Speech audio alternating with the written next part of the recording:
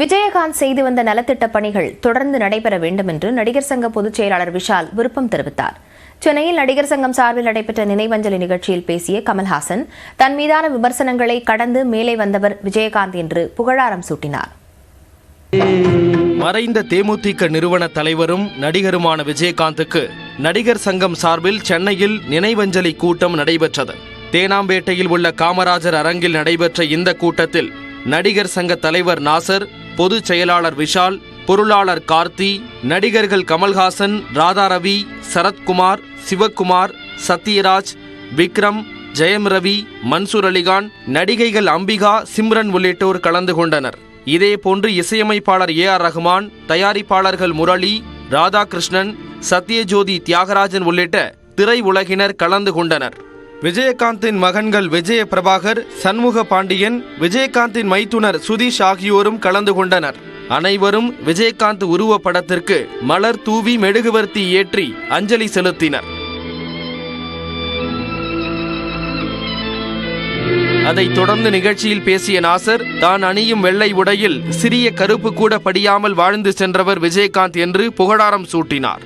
முதல் முறையாக அவருடைய தலைமையில்தான் வெகு நாட்கள் கழித்து சினிமா நட்சத்திரங்கள், பெரிய நட்சத்திரங்கள், சிறிய நட்சத்திரங்கள் என்றில்லாமல் அத்தனை பேரையும்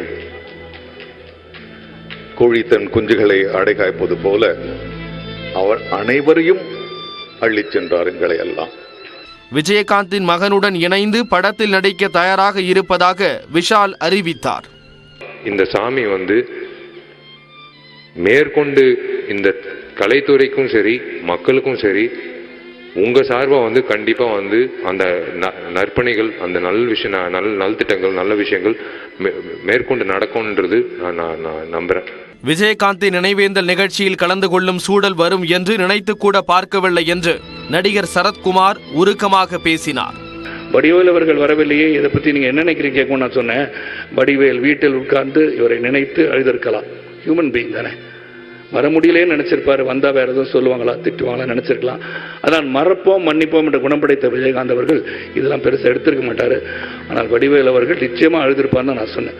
தாய் உள்ளம் கொண்டவர் விஜயகாந்த் என்று ராதாரவி கண்ணீர் மல்க தெரிவித்தார்.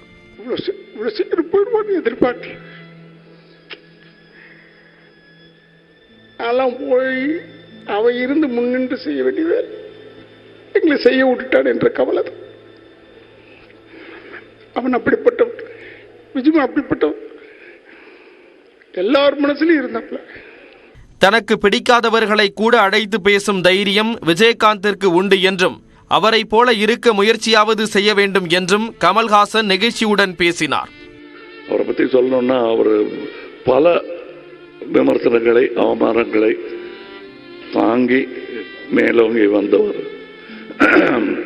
அதுக்காக எந்த காழ்ப்பையும் அவர் வச்சுக்காம தனக்கு ஏற்பட்ட அவமானங்கள் யாருக்கும் ஏற்படக்கூடாது என்பதில் முனைப்பாக இருந்தவர். பூண்டி கல்லூரியில் தனக்கு பிரச்சனை ஏற்பட்ட போது தன்னை காப்பாற்றி அழைத்து வந்தவர் விஜயகாந்த் என்று வாகை சந்திரசேகர் தெரிவித்தார்.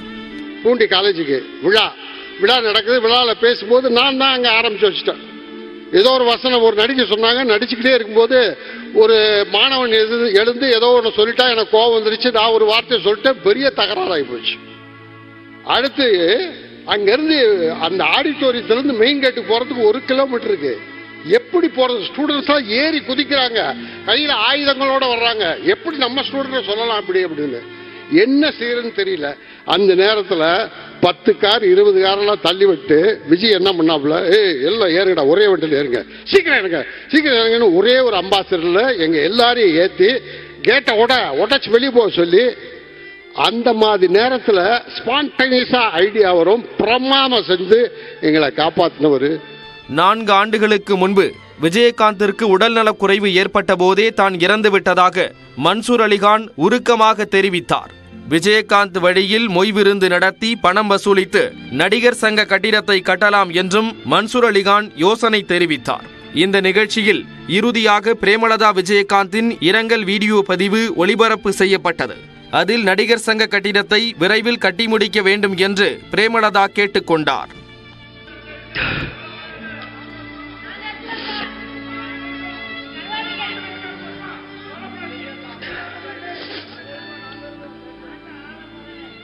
என்னால் அப்பாலாம் ரொம்ப எமோஷனல் ஆயிடுவேன்.